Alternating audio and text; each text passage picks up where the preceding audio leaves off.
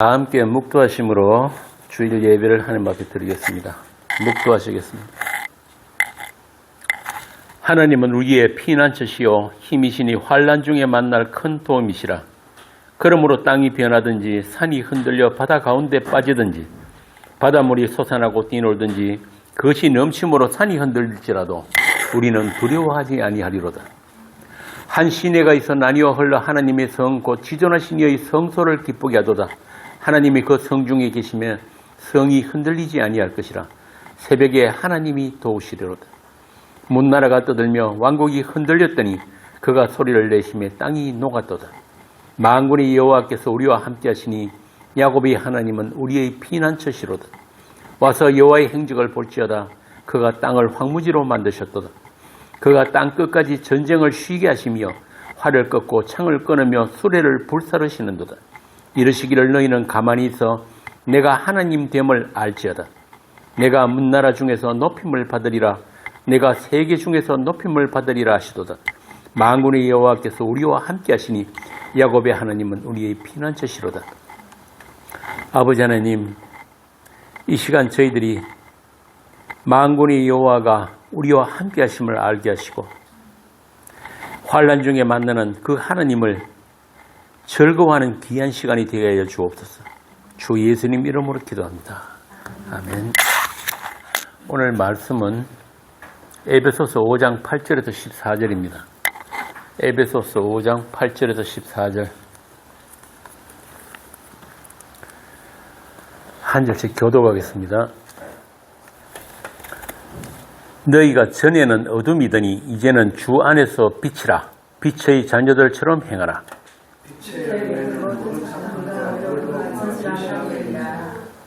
주를 기쁘시게 할 것이 무엇인가 시험하여 보라.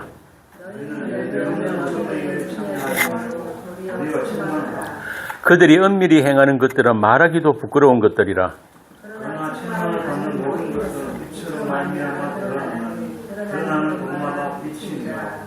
그러므로 이르시기를 잠자는 자여 깨어서 죽은 자들 가운데서 일어나라. 그리스도께서 너에게 비추시리라 하셨느니라. 아멘. 오늘 본문에 보면은 빛과 어둠이 나옵니다. 빛과 어둠. 그러면서 너희가 전에는 어둠이더니 이제는 주 안에서 빛이라. 주 안에서 빛이라. 빛이 자녀들처럼 행하라. 여러분은 이런 말씀 들으면 어떻습니까?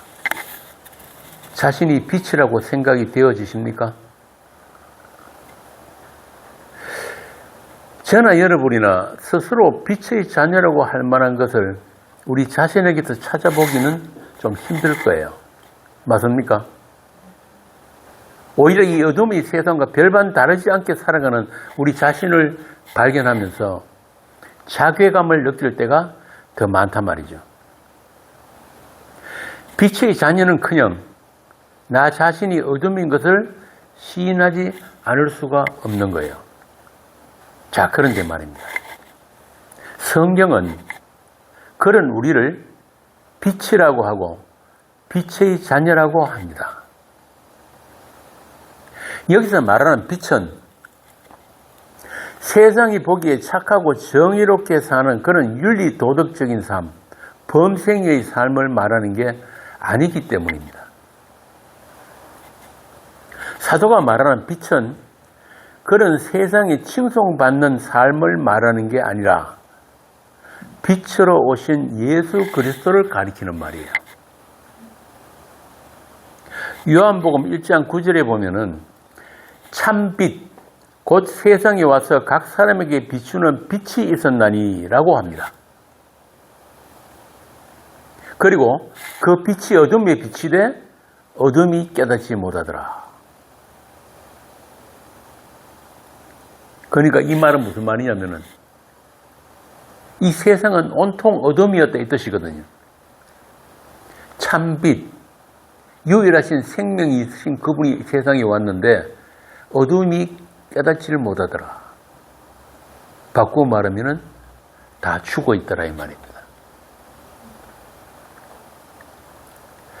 자, 그러면은 이 요한복음에 나오는 이 빛이 성경에서 제일 먼저 나타난 게 어디예요? 어디에 나타납니까? 창세기 1장에 나오죠. 1장 3절에 보면은 한번 봅시다. 창세기 1장 1절부터 4절 한번 읽어보세요. 태초에 하나님이 천지를 창조하시니라. 땅이 혼돈하고 공허하며 흑암이 깊음 위에 있고 하나님의 영은 수면 위에 운행하시니라. 하나님이 이르시되 빛이 있으라 하시니 빛이 있었고 빛이 하나님이 보시기에 좋았더라. 하나님이 빛과 어둠을 나누사.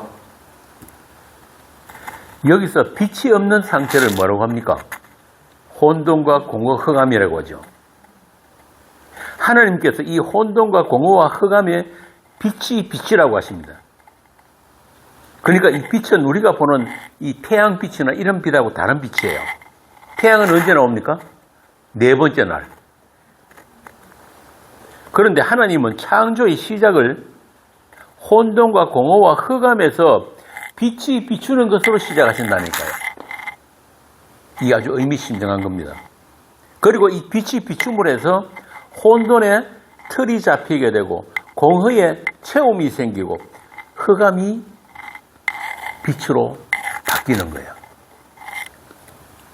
이런 것들이 다 예수 그리스도에 의한, 예수 그리스도를 위한 창조의 완성을 보여주고 있는 것입니다. 고린도서 1장 16절 한번 봅시다.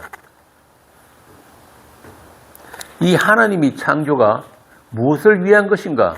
하나님의 어떤 목적을 위한 것인가? 고린도서 1장 16절. 만물이 그에게서 창조되되 하늘과 땅에서 보이는 것들과 보이지 않는 것들과 혹은 왕권들이나 주권들이나 통치자들이나 권세들이나 만물이 다 그로 말미암고 그를 위하여 창조되었고. 그가 누굽니까? 예수 그리스도란 말이에요.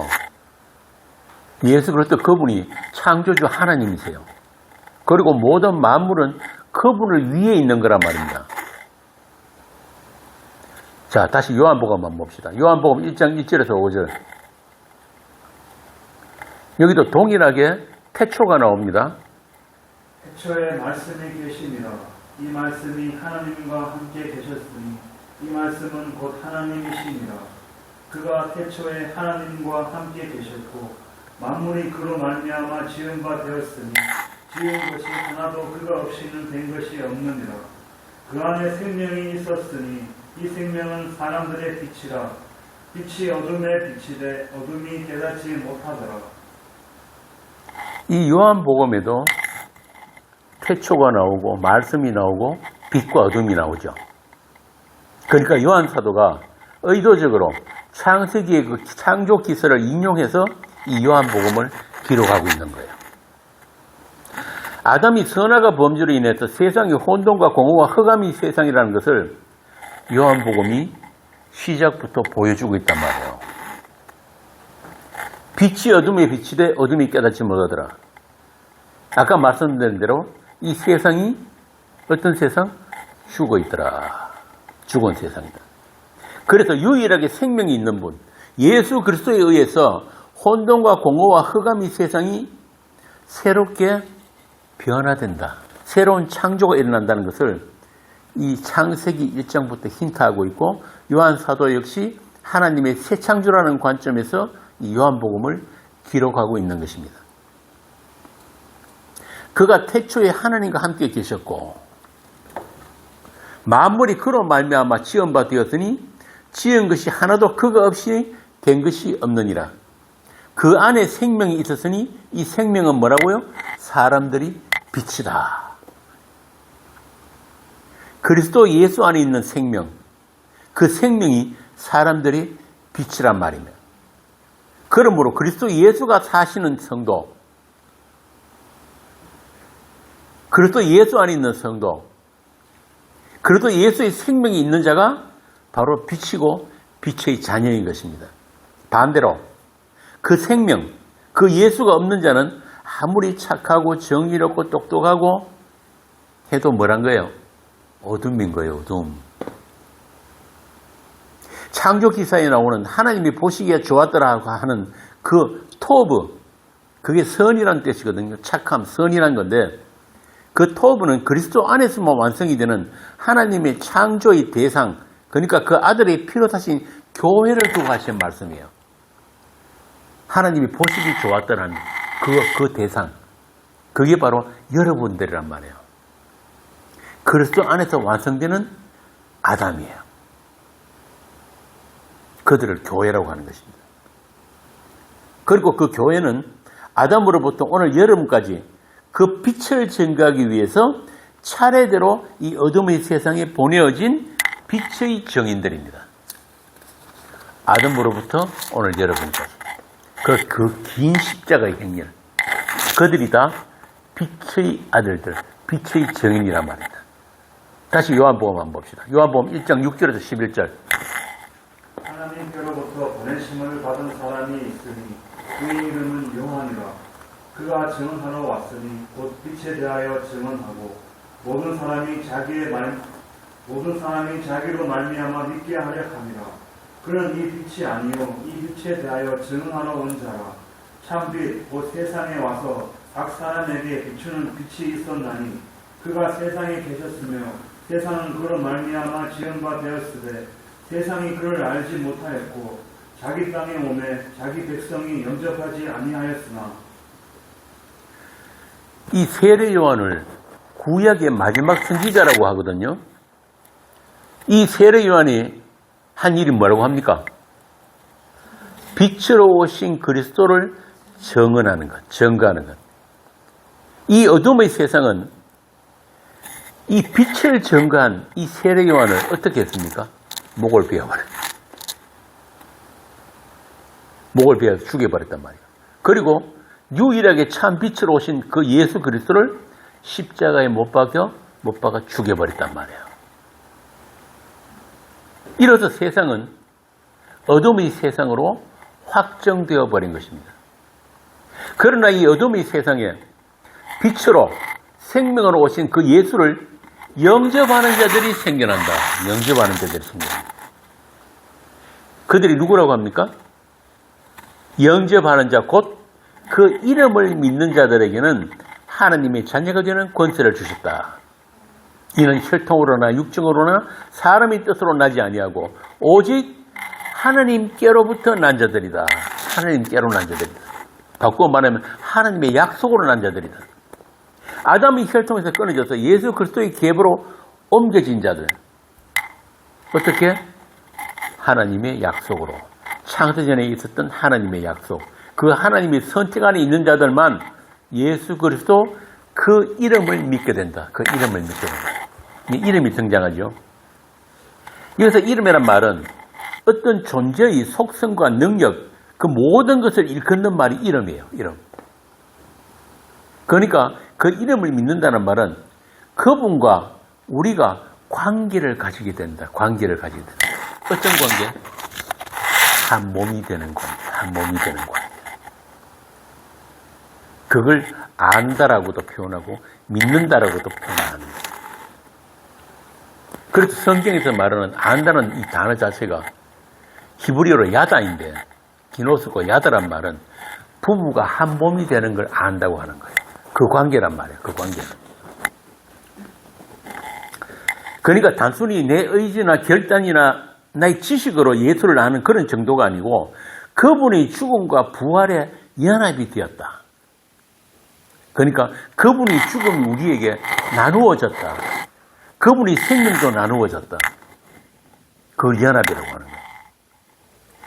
그 연합을 통해서 그 연합으로 인해서 그분과 같은 존재, 그런 하늘적인 존재로 새롭게 창조되는 것을 그 이름을 믿는다고 하는 거예요. 그 이름을 믿는다. 그 이름이 여러분들에게 새겨졌다. 인쳤다. 도장 찍었다. 정말 같은 말이에요. 쉽게 말해서 하나님의 약속을 다 이루시고 주가 되신 그 한 분, 그분과 관계를 가지게 되었다. 관계를 가졌다. 그분을 알게 되었다. 그분이 나의 주가 되셨다. 그분과 한 몸이 되었다. 이걸 영접했다고 합니다. 영접. 흔히 세상 교회에서 보면은 전도 훈련 이런 거 할 때 뭐 합니까? 어떻게 하면 사람들에게 예수를 영접시킬 수 있는지 그런 방법도 가르치잖아요. 근데 그 등장이 사형리 같은 거죠. 그거 잘 설명하면은 사람들이 예수를 영접하고 교회에 나오게 된다. 맞습니까? 그건 그냥 사람들 예배당 안에 데려다 앉히기 위한 그런 수법일 뿐이지 예수 그리스도를 주로 영접하는 게 아니란 말입니다. 십자가 지신 예수가, 부활하신 예수가 우리의 주가 되시는 것은 예수의 그 십자가의 죽음, 진리의 죽음, 그 언약의 죽음이 먼저 나누어지고 또 부활의 생명도 나누어지는 성령의 역사, 성령의 역사, 새창조의 역사로만 가능하단 말입니다. 고린도서 12장 3절 한번 봅시다. 성경이 분명히 이렇게 모델을 받고 있는데도 자꾸 어떻게 사람들 끌어모으려고 그런 방법론 개발하는 것. 12장 3절. 12장 3절. 그러므로 내가 너희에게 알리노니 하나님의 영으로 말하는 자는 누구든지 예수를 저주할 자라 하지 아니하고 또 성령으로 아니하고는 누구든지 예수를 주시라 할 수 없느니라. 분명하지요. 성령으로 하지 아니하고는 예수를 주시라 할 수가 없단 말이에요. 입으로 주여 주여 얼마나 할 수 있죠. 부흥에 먼저 철야기도 가면 제일 먼저 뭐부터 합니까? 주여 삼창부터 하잖아요. 주여 삼창 한다고 해서 주님 됩니까? 그런 거 아니란 말입니다. 이렇게 오직 하나님께로 난 자들이 따로 있어요. 따로. 언제부터? 창세전부터. 그걸 14만 4천이라고 하는 거예요. 그건 인간들의 노력으로 한 명도 더 보탤 수도 없고 한 명도 뺄 수도 없어요. 이미 하느님 안에 확정되어 있단 말입니다. 그리고 그들을 주님은 하나도 잃어버리지 않고 마지막 날에 다 살려낸다고 하시는 것입니다. 이것이 예수님이 말씀하신 끝까지의 사랑이에요. 요한복음 13장 1절.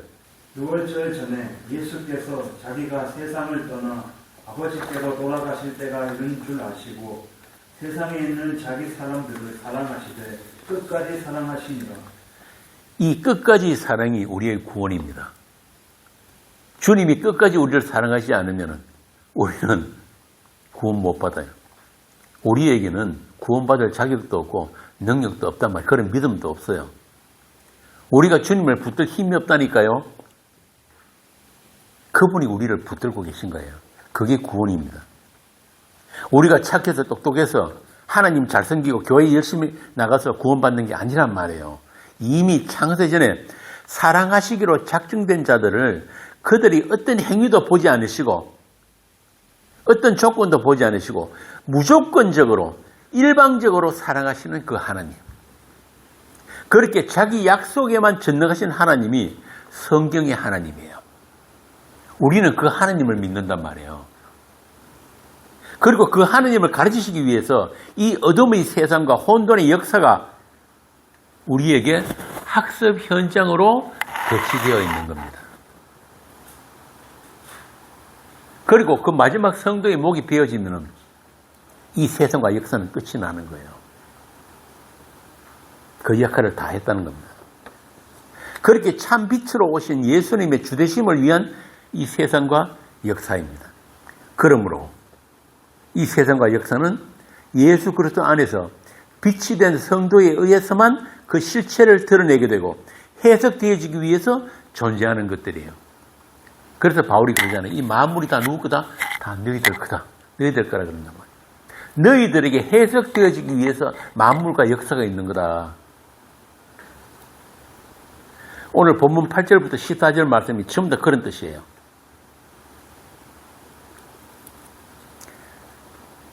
너희는 주 안에서 빛이다. 빛의 자녀들처럼 행하라. 주를 기쁘시게 할 것이 무엇인가 시험해보라.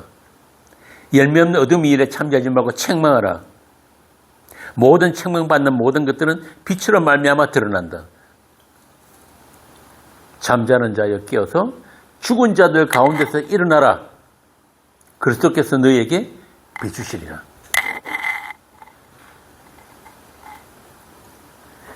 예수 그리스도 밖에 있는 세상이 왜 어둠이고 혼돈이고 공허인지를 드러내기 위해서 빛의 자녀들이 행해야 할 것이 무엇인지를 사도가 지금 설명하고 있는 거예요. 14절 깨어나라 죽은 자 가운데서 일어나라 그리고 너에게 비추신 그 생명의 빛을 세상을 향해서 비추라. 그 생명의 빛이 뭐예요? 그리스도의 복음, 생명의 말씀, 그들에 대해서 구약의 선지자들이 미리 예언한 것들이 있어요. 뭡니까? 이사야 26장 19절 한번 봅시다. 주의 죽은 자들은 살아나고 그들의 시체들은 일어나리이다. 티끌에 누운 자들아 너희는 깨어 노래하라. 주의 이슬은 빛난 이슬이니 땅이 죽은 자들을 내놓으리로다. 참 놀랍죠. 마태복음 4장 한번 봅시다. 마태복음 4장 15절부터 17절.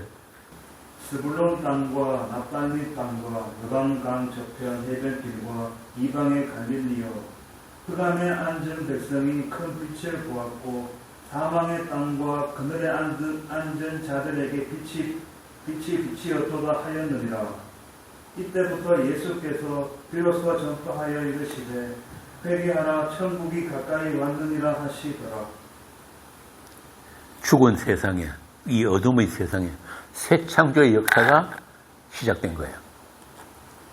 이 생명이 빛이 비친 자들을 그들도 그 빛을 반드시 비추게 되는 거예요.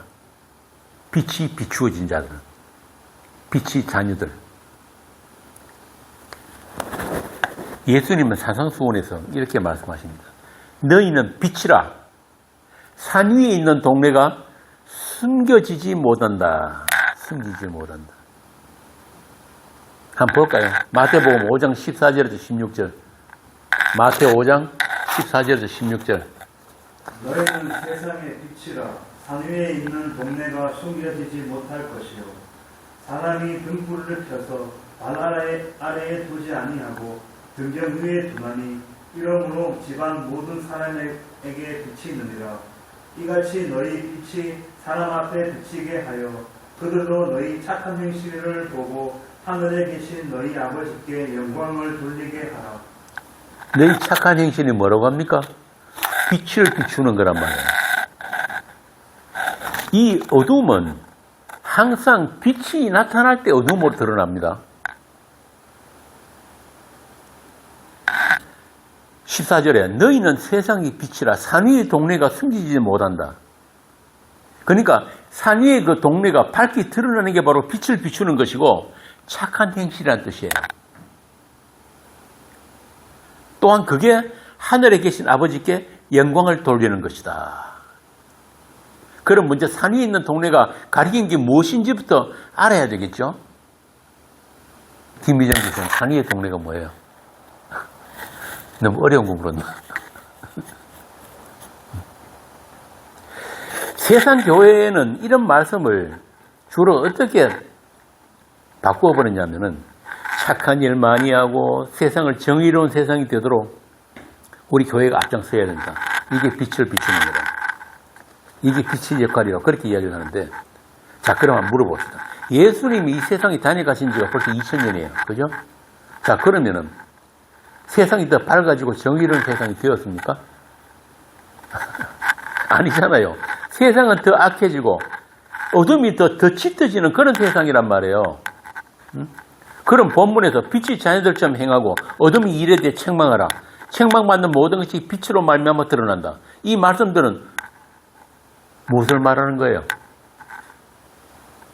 우리가 알아야 할 것은 세상은 세상이 정한 그런 착함이 따로 있어요. 세상의 선과 세상의 의가 있단 말이에요. 그 기준이. 그리고 그것들은 다 인간 중심, 인간을 위한 선과 인간을 위한 정의란 것입니다. 그러나 본문 9절에 나오는 이 빛의 열매로서 착함, 의로움, 진실함은 그런 세상 기준과 전혀 다른 거예요. 아니, 성도들도 예수 믿는 사람도 물론 착하게 살아야 돼요. 착하게 안 살면 순산지 잡혀가니까. 그런데 성경이 말하는 착함, 의, 선함, 진실됨, 이건 그런 뜻이 아니란 말입니다. 여기서 말하는 착한 행실, 착함, 선, 이거는 창세기에 나오는 그 창조 기사에서 하나님 보시기에 좋았더라 하신 그 착함이에요. 그 선이란 말이에요. 그걸 선이라고 그래요. 하나님이 보시기 좋은 게 선이에요. 토브. 여기서 말하는 의로움도 세상적인 정의가 아니고 하나님의 의. 짜다크라고 하는 그 하나님의 의. 디카요 순회. 그러니까 예수 그리스도와의 관계에서 주어지는 의를 이야기하는 거예요. 하나님은 하나님으로서 자기 하실 일을 다 하고 우리는 우리로서 우리가 해야 할 마땅히 그 본분으로서 책임을 다하는 것. 요 관계를 의라고 하거든요. 그럼 우리가 마땅히 해야 할 그 본분이 뭡니까? 그게 뭐예요? 그냥 착하게 사는 거? 정의롭게 사는 거? 아니란 말이에요. 하나님이 우리에게 그저 주시는, 그저 의롭다고 여겨주시는 예수 그리스도, 하나님의 의신 예수 그리스도를 우리에게 넘겨주신 것, 그걸 면목 없이 빈손으로 덥석 받는 것, 요걸 하나님이 우리의 의라고 여겨주신다니까요. 다른 말로 믿음이에요. 믿음으로 어렵다 하면 받는다는 게 바로 그거란 말이에요. 그 의를 이야기하는 거예요. 그 의. 그리고 진실됨이라고 번역된 이 진실도 진리를 이야기해요. 진리예요. 그러니까 착함, 의로운 진리 모두 누구를 가리키는 게? 예수 그리스도. 그리스도 예수 안에서 빛이 된 자들, 그들이 비추는 게 조금 전에 읽은 마태복음 5장에서 뭐라고 했습니까? 산의 동네가 숨기지지 않고 있는 그대로 드러나는 것. 그 착한 행실. 이 산의 동네가 뭐냐면은 시온산, 이스라엘 그 시온산 위에 있는 예루살렘, 그 율법의 성전을 가리키는 단어예요. 산의 동네. 그러니까 이 역사 속에 세워진 그 예루살렘 성, 그리고 그 성전은 묵시 속에 완성되어 있는 그 거룩한 성, 새 예루살렘을 배우라고 주시는 것인데, 그걸 모르고 이 유대인들이 천날, 백날, 맨날 율법 행위, 희생 제사 드리면서 하나님을 섬기겠다고 그렇게 그짓을 했던 동네, 그곳이 바로 산위의 동네입니다. 종교의 세계. 그렇게 자기 의로 충만한 곳. 하나님의 의로우신 예수는 십자가 못 박아 죽여버리고 자기 의를 위해서, 자기 이름을 위해서 하나님의 이름을 모욕하는 곳, 그것을 예수님이 산위의 동네, 산위의 동네가 빛의 아들들에 의해서 숨겨질 수 없다고 이야기한 거란 말입니다.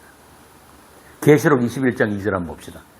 또 내가 보매 거룩한 성 새 예루살렘이 하나님께로부터 하늘에서 내려오니 그 준비한 것이 신부가 남편을 위하여 단장한 것 같더라. 이 새 예루살렘이 누구라고 합니까? 바로 여러분들이에요. 어린 양의 신부 여러분들이 새 예루살렘이라니까요. 그 새 예루살렘이 무엇인지를 가르치려고 이 역사 속에서 그 산위의 동네 성전을 주셨는데 인간들이 그것을 엄난하게 섬기더라. 신랑이신 그 예수, 어린 양 예수는 모르고 자기 이름을 위해서 자기 숭배, 우상 숭배를 하더라 이 말입니다. 이 종교의 세계, 이 종교의 세계에 대해서 너희들이 빛을 비추라. 빛을 비춘다는 게 어떤 뜻일까요? 먼저 이 종교의 세계와 하나님의 진리의 세계가 어떻게 다른지를 분별할 줄 알아야 되는 거예요. 거기에 빛을 비추는 거예요. 영을 분별하는 것, 말씀을 분별하는 것. 말씀이 영이니까. 요한 1서 4장 1절 한번 봅시다. 요한 사도가 뭐라고 하는지. 이 악한 세대가 어떻게 하나님을 엄난하게 섬기는지, 어떻게 너희들이 미혹을 받고 있는지. 요한 1서 4장 1절. 사랑하는 자들아, 영을 다 믿지 말고 오직 영들이 하나님께 속하였나 분별하라. 많은 거짓 선지자가 세상에 나왔습니다. 이미 이 세상에는 적그리스도가 활동하고 있고 많은 적그리스도에 의해서 많은 거짓 선지자들이 믿는 자까지도 미혹하기 위해서 온갖 다른 복음, 다른 예수를 퍼뜨리고 있단 말입니다. 제가 얼마 전에 그 인터넷에서 이 기사를 보고 좀 깜짝 놀랐는데요. 소위 정통이라고 하는 합동측, 그 합동측 중에서도 제일 큰 교회가 서울에 있는 사랑의 교회잖아요. 2천억짜리 예배당 가진 교회. 옥하느미가 세우고 2대 목사가 이제 지나서 3대 목사를 지금 이제 결정을 했다고 하는데, 그 사랑의 교회에서 매년 하는 부흥회가 있답니다. 그런데 그 부흥회에 강서로 세운 사람들이 누군지 아세요? 릭 워렌, 강준민, 권성수. 참 기가 막혀. 여러분, 릭 워렌이 누군지 아세요? 목적이 이끄는 사람이라는 책 들어보셨죠? 전 세계적인 베스트셀러입니다. 수천만 권이 팔렸. 이 릭 워렌이 미국 대통령 자문도 하고, 페들백 교회입니까? 거기 그 담임 목사도 하는데, 이 목적이 이끄는 삶, 이 책이 왜 그렇게 인기 좋은지 아세요? 예수 안 믿는 사람들도 이거 다 이거예요. 그런데 한 가지 모르는 게 있는데, 피조물은 자기 목적을 가질 수가 없는 게 피조물이에요. 그런데 이 책은 목적이 이끄는 삶이랑 뭘 이야기합니까?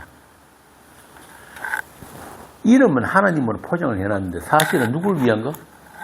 자기 목적, 자기 목적. 그러니까 하나님도 좋고 나도 좋은, 그거 이야기하고 있는 게 미고리입니다. 하나님의 목적에 의해서 이끌려가는 사람들이 성도라면 하나님과 거래하고 하나님을 이용하려는 자들이 종교인들이란 말입니다. 그런데 이 릭 워렌이 뭘 비판하는지 아세요? 기존의 근본적이고 보수적인 기독교를 비판한단 말이에요. 이 기독교 근본주의. 이 보수 기독교가 이야기하는 게 뭡니까? 성경이 무엇은 성경만이 진리다.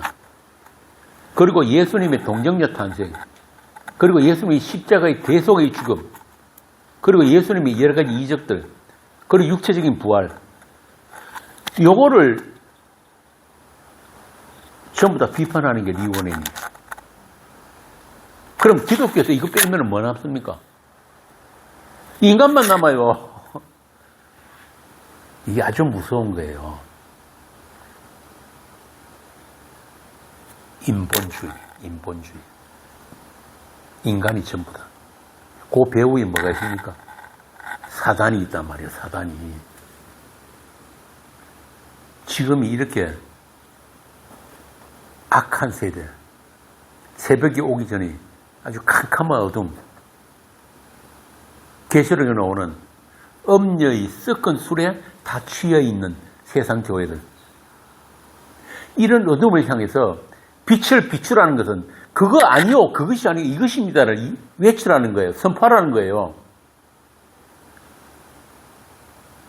그래서 그들과 함께 잠자지 말고 깨어 기도하라는 것입니다. 사무엘상 12장에 보면은 사무엘이 뭐라고 합니까? 내가 기도를 쉬는 범죄를 저지르지 않겠다. 하나님께 기도를 쉬는 범죄를 내가 범치 않겠다. 그 당시에 이스라엘도 사사시대를 거치면서 온갖 가나안 땅에 있던 우상 섬기고 바알 섬기고 아세라 섬기고, 심지어는 사무엘에게 왕 달라고, 우리에게도 왕을 달라고, 그런 시기였단 말이에요. 사무엘 혼자 끼어 있었던 거예요. 혼자 영을 분별했다니까요. 오늘날이 그런 악한 세대입니다. 세상 어디를 가도 복음을 전하는 교회가 눈 떴고 찾아보려도 거의 없어요. 전부 다 취해 있어요. 음료의 술에 다 취해 있단 말이에요. 그럼 밑바탕에 뭐가 있습니까? 조금 전에 이야기한 인본이 있는 게 인본. 인간을 위한 하나님, 인간을 사랑하는 하나님, 인간 구원을 위한 하나님.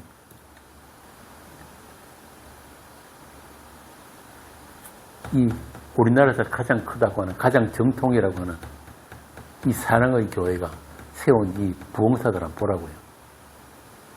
이게 부흥입니까? 양복 입은 무당들이 한방 쿠판 벌리는 곳이에요. 이게 오늘날 기독교 현실이란 말입니다. 깨어 있어야 된다는 거예요. 깨어 있어야 해요. 같이 잠들지 말고. 14절. 그러므로 일시기를 잠자는 자에 깨어서 죽은 자들 가운데서 일어나.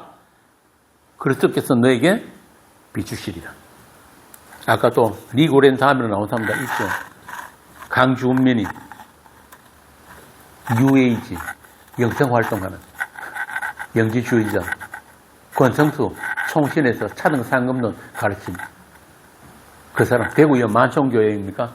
동신교회 만촌도 그 큰 교회 다니마다 지금 나왔을 거예요.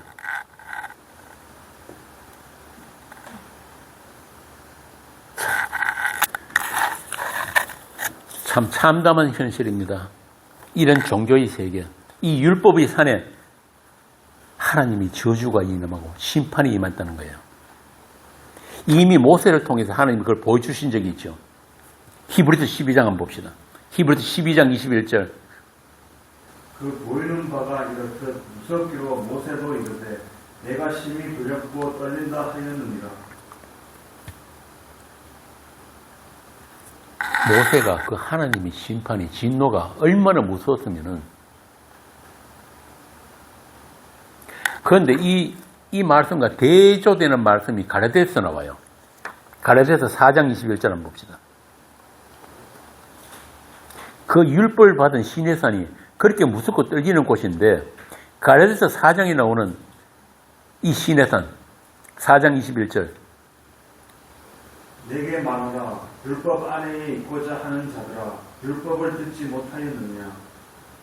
여기서 지금 바울이 지금 갈라디아서 이야기하는 예루살렘, 새 예루살렘, 이 새 예루살렘은 아라비아에 있는 그 시내산으로 지금 있는 예루살렘과 같은 곳이고, 그가 그 자녀들과 더불어 종로도 하고, 오직 위에 있는 새 예루살렘, 5장 26절, 오직 위에 있는 예루살렘은 자유자니 곧 우리 어머니라. 그러니까 지금 바울이 이 두 군데 이 예루살렘을 지금 비교하고 있는 거예요. 율법을 받은 그 시내산을 뭐라고 합니까? 예루살렘이라고 한다니까요. 그 시내산과 예루살렘은 전혀 다른 곳이잖아요. 그런데 그 예루살렘, 지금 역사 속에 있는 이 예루살렘은 율법을 받은 그 시내산과 같다. 그리고 진짜 예루살렘, 오직 위에 있는 예루살렘이 우리 어머니다. 우리 어머니다. 우리를 낳은 것은 율법이 아니라 하늘의 예루살렘, 묵시에 완료되어 있는 그 하나님이 도성이라는 뜻이에요. 자, 그럼 여러분, 오늘날의 이 시내산, 오늘날 이 삼위의 동네는 뭡니까? 율법 행위, 제사 행위로 하나님을 섬기겠다고 하는 세상 종교인들이 종교화된 기독교가 바로 그 삼위의 동네란 말입니다. 예수님이 이 땅을 다녀가신 지가 2000년인데 아직도 그분의 말씀을 알아듣지를 못하고, 아니 모르는 정도가 아니라 말씀을 왜곡하고 변질시켜가지고 하나님을 대적하고 십자가 은혜를 모욕하는 자들이 바로 삼위의 동네인 거예요. 삼위의 동네.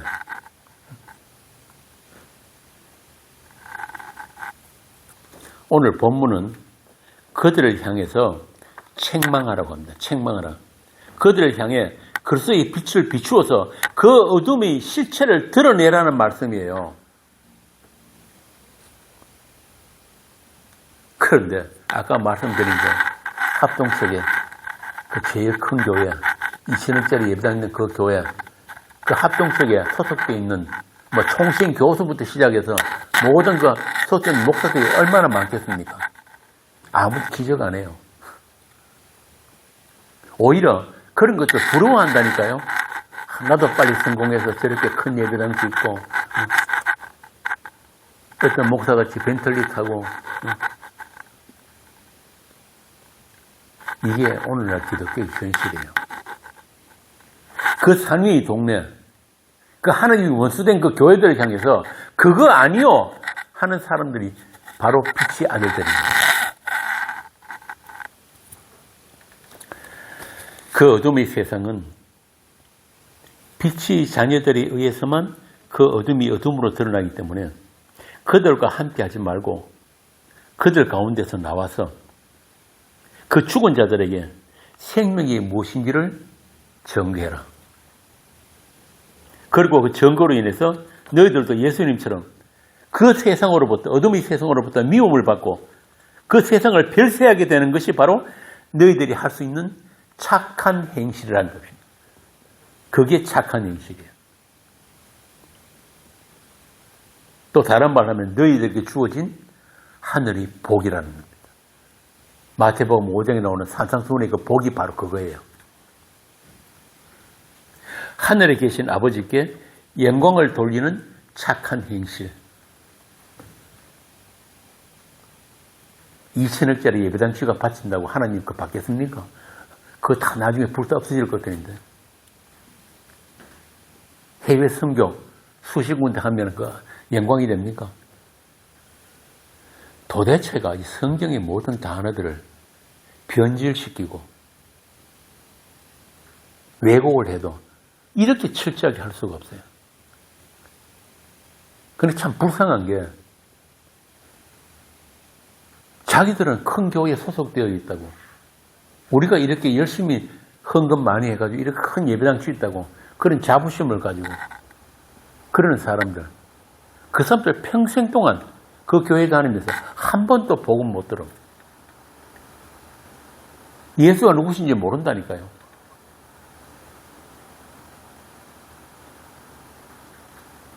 저 동화사 가빠에 가서 절하는 사람들이나 다를 게 하나도 없어요.